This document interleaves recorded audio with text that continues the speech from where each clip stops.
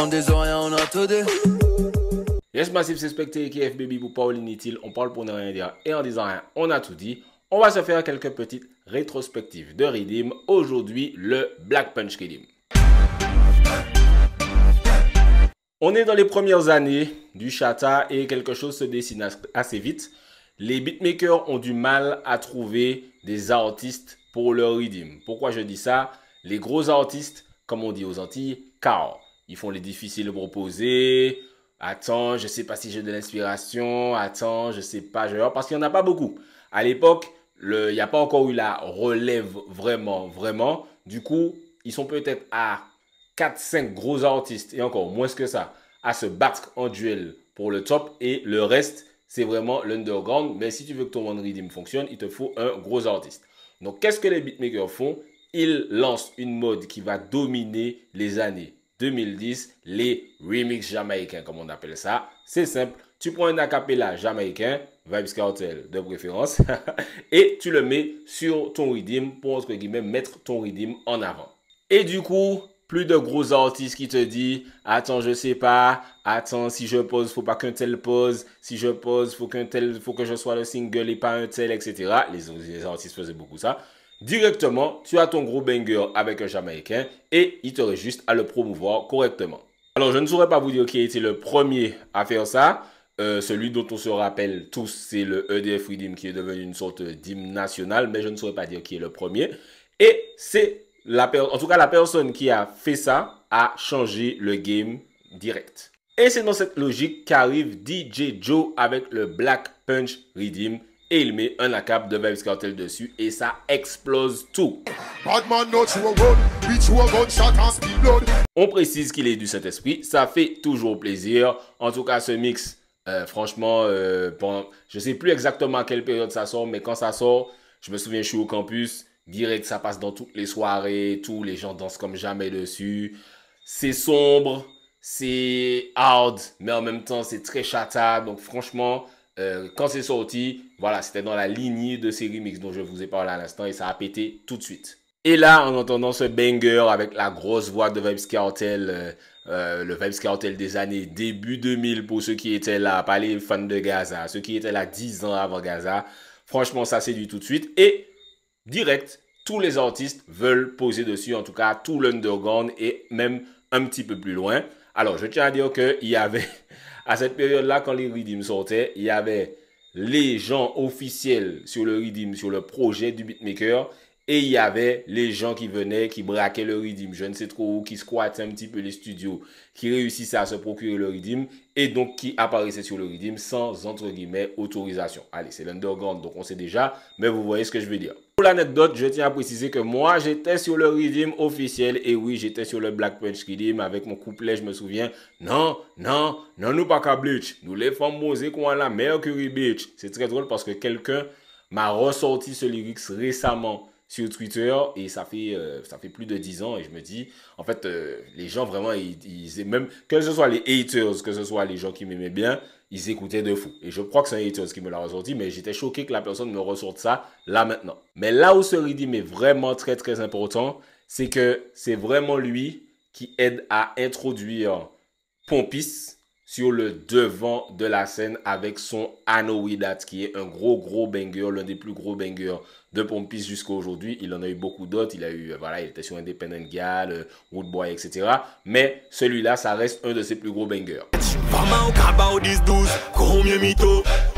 Parce qu'il faut savoir qu'au moment où ça sort, moi en tout cas, même moi qui suis vraiment, je suis le game, etc. Je ne sais pas qui est Pompis. Alors, il avait déjà sorti des trucs, etc.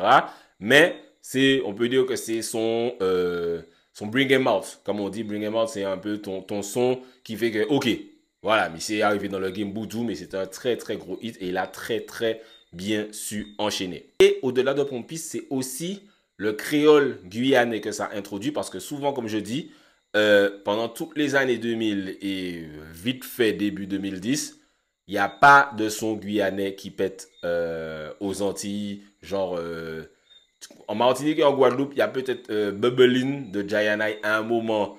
Et en fait, ça surfe sur le fait que le son de RDX sur le même son est déjà un big hit en soirée, jump, jump, jump, jump, jump. Il arrive sur le même rythme, il parle anglais, donc voilà, on le glisse dans la même session, mais il n'y a pas de son guyanais, Martinique, Guadeloupe à cette période du tout.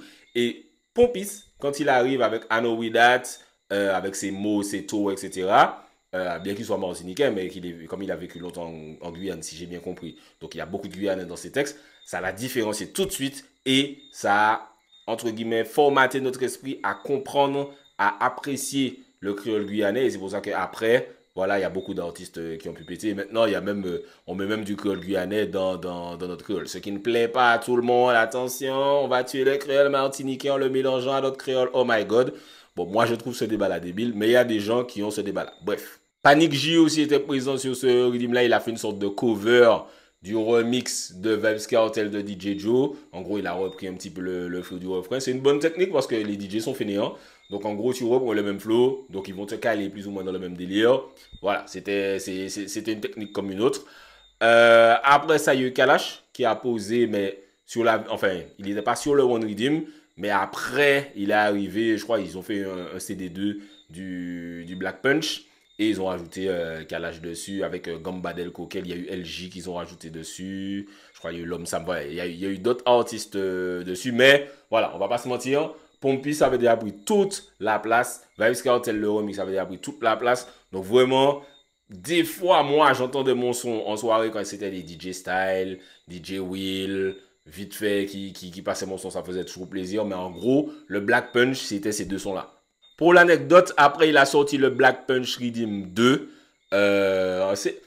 Mine de rien, à l'époque, j'avais l'impression que ça avait pris du temps à sortir. Mais en fait, franchement, je crois que c'est 2 ans après. C'est même pas super longtemps après, peut-être 3 ans. Et bon, voilà, ça n'a pas eu le succès du premier parce que pas le même casting, pas le même impact. Je crois qu'il n'y a pas eu de remix dessus, je ne sais pas exactement. Peut-être que la période aussi était un petit peu passée. Le chata, très chata, avait peut-être pris le pas. Mais il y a un Black Punch 2, à ne pas confondre avec le CD du Black Punch 1. Donc Black Punch 2. Petite anecdote fun. Le premier son de Meryl devait être sur le Black Punch 2. Je me souviens, alors il m'avait... Je ne sais plus qui m'avait contacté. Je pense que c'est Joe qui m'avait contacté pour me dire, OK, Black Punch 2, voilà le redeem. Et je vais enregistrer chez Stephen G, donc qui a beaucoup bossé avec Bruce Little, etc. Et puis qui était un petit peu le même crew, etc. Big Up Says, WhatsApp.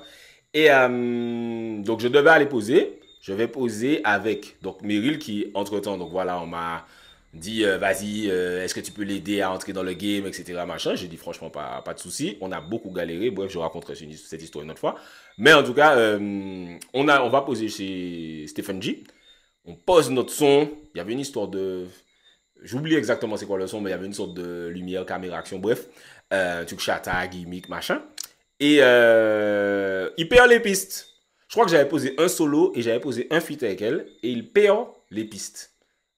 Donc du coup, sur le Black Punch 2, on n'est pas du tout présent.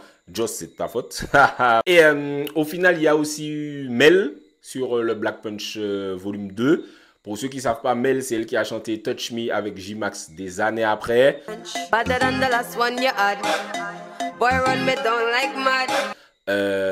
Qui a aussi chanté avec Warped en fois tout seul. Qui a aussi chanté No Money No Lovo. Elle était très très forte, elle est très très forte, elle a changé de nom, elle s'appelle Navy maintenant. Et moi tout le temps je disais, Manzel, ça aurait pu être Rihanna, elle est anglophone, elle a un petit peu la voix, elle a un petit peu le truc, la vibe, je trouvais Manzel très très sympa. Mais bon, problème de label, désaccord avec son label, bref, l'histoire qui arrive à atteindre d'artistes. Donc voilà, elle a un petit peu mis de côté le game, on va dire. Donc voilà, pareil, elle était sur le Black Punch 2, c'était le seul clip du Black Punch 2, mais c'est pas ce qui l'a fait péter, elle a pété bien longtemps après. Voilà ce qu'il y a un peu à dire sur le Black Punch Rhythm, très gros rhythm du début des années 2010, violent, impactant, dansant, qui a permis à un gros artiste des années 2010 de péter. Donc voilà, dites-moi ce que vous pensez du Black Punch dans les commentaires. Est-ce que vous avez eu un son préféré dessus? Est-ce que vous avez un souvenir dessus? Voilà, comment vous vous souvenez du Black Punch? Dites-moi tout ça dans les commentaires. Gone. On des oreilles, on a tout dit.